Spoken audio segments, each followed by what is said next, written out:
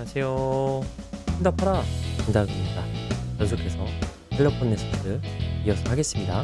이번에도 케르키라가 질 뻔했지만 아테나이 덕분에 승리했고, 아테나이와 코린토스 간의 평화협정이 깨졌는지 코린토스인들이 물으니 또 그건 아니다. 우린 전쟁을 시작하지도 않았고 평화조약도 깨지 않았다. 그저 동맹국인 케르키라를 도로 왔을 뿐이다. 코린토스가 다른 것을 항해한다면 막진 않겠는데 케르키라를 공격한다면 있는 힘을 다해 저지할 것이다 라고 말했죠.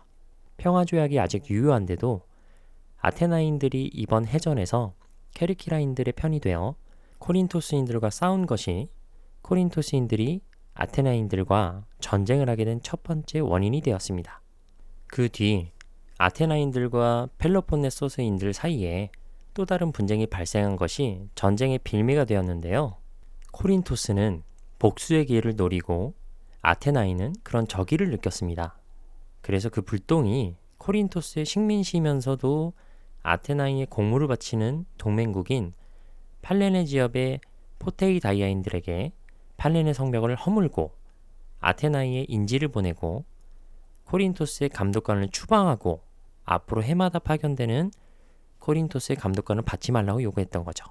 전쟁 직후 이런 조치를 취한 건 첫째로 페르디카스가 전에는 아테나이의 친구이자 동맹국이었지만 지금은 적이 되었기 때문이고, 두 번째는 포테이다이아가 페르디카스와 코린토스인들의 사주를 받아서 반기를 들면 다른 동맹국도 분위기에 휩쓸릴까 봐였죠. 참고로 페르디카스는 마케도니아의 왕입니다. 페르디카스와도 사이가 틀어진 건 아테나이가 페르디카스의 적들인 필리포스와 데르다스와 동맹을 맺었기 때문이죠. 이건 뒤에서 한 번 더 설명해 드릴게요.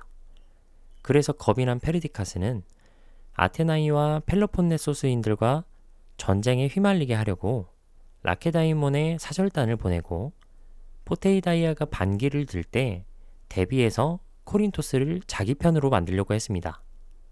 또 칼키디케인과 보티아인에게 반란에 가담하라고 부추겼죠.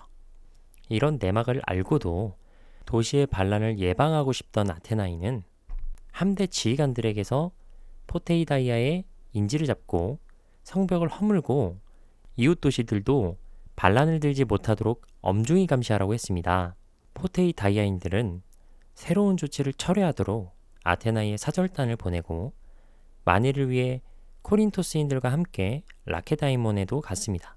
라케다이몬 당국자들은 아테나이가 포케이다이아를 공격할 경우 아테케 지방에 침입하겠다고 약속했습니다. 그러자 기회가 왔다고 생각한 포테이다이아는 칼키디케와 보티아와 공모해 아테나이의 반란을 일으켰습니다. 트라케에 도착한 아테나이 함선 30척은 포테이다이아와 다른 도시들이 반란을 일으켰다는 것을 알았고, 현재 병력으로는 동시에 싸우기가 불가능하니 원래 목적지였던 마케도니아로 가서 내륙에서 내려온 데르다스 형제들과 함께 힘을 모아 전투를 수행했습니다. 포테이다이아가 반란을 일으켜 아테케 함대가 마케도니아 앞바다에 정박하자 코린토스는 자체적으로 2,000명 용병을 파견했고 지휘는 아리스테우스가 맡았습니다. 포테이다이아가 반란을 일으킨 지 40일차에 파견 용병이 트라케에 도착했습니다. 도시들이 반란을 일으켰다는 소식이 즉시 아테나에 알려졌고 아리테우스의 부대가 진격 중이라는 보고를 받자 그들도 역시 2,000명의 보병과 함선 40척을 반란을 일으킨 도시들로 보냈습니다.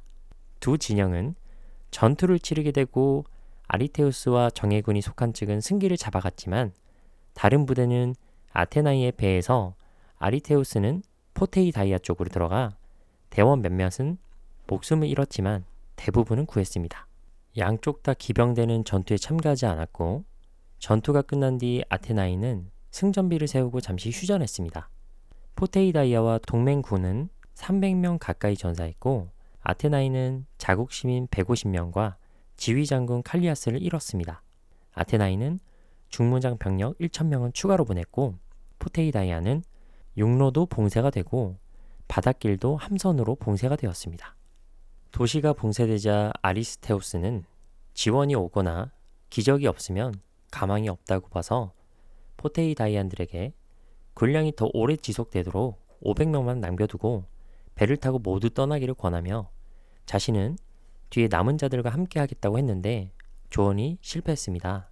차선책으로 몰래 아테나이의 봉쇄를 뚫고 배를 타고 도시에서 나갔죠. 그리고 나서 아리테우스는 칼키디케에 머무르며 전투를 하면서 그곳 주민들을 많이 도륙했습니다.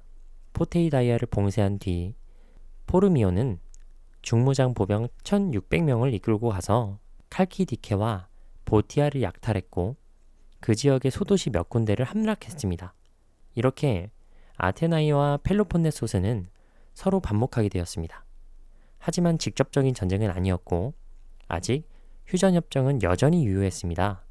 포테이다이아가 포위당하자 코린토스는 자신의 백성이 있는 데다가 도시를 잃을까 염려되어 동맹국을 라케다이언문으로 소집하고 코린토스 사절단은 아테나이가 조약을 위반하고 펠로폰네소스의 권리를 침해했다고 주장했습니다. 아이기나는 아테나이가 두려워 공식적인 사절단은 보내지 않았지만 자신들의 불평불만을 늘어놓으며 코린토스인들과 손잡고 마쿠에 적극적으로 전쟁을 부추겼습니다.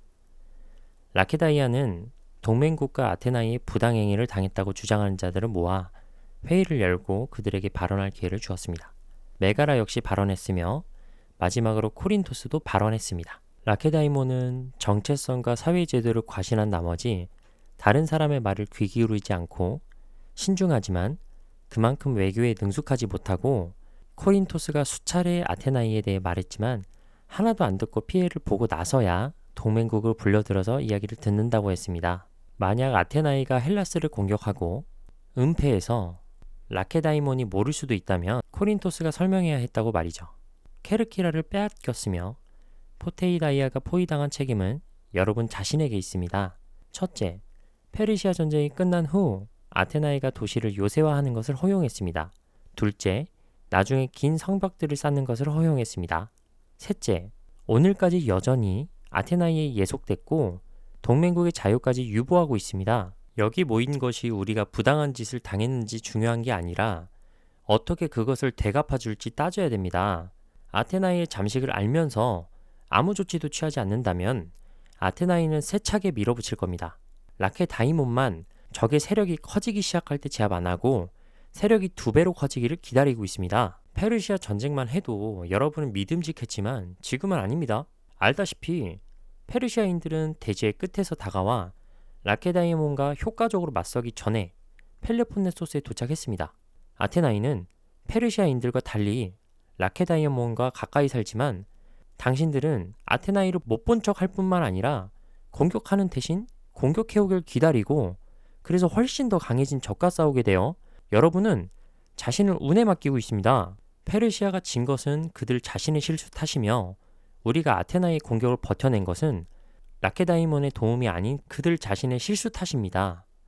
여러분을 믿고 준비하지 않았다가 여러분을 믿은 탓에 망한 나라가 한둘이 아니게 하는 말입니다. 일종의 간언이며 적의가 아닙니다. 간언은 친구가 실수할 때 하는 것이고 적의는 나쁜 적에게 품는 것이기 때문입니다.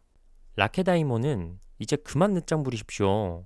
이제 여러분이 약속한 대로 여러분의 동맹국 포테이다이아에게 도움을 주고 당장 아티케로 쳐들어가십시오. 그래야지 친구와 친족을 가장 고약한 적의 손에 넘일지 않을 것이고 우리는 절망한 나머지 다른 나라와 동맹을 맺는 일이 벌어지지 않을 것입니다. 동맹을 깬 책임은 도와주겠다고 맹세해놓고 도와주지 않는 쪽에 있기 때문입니다. 올바른 결단을 내려 우리와 함께 합시다.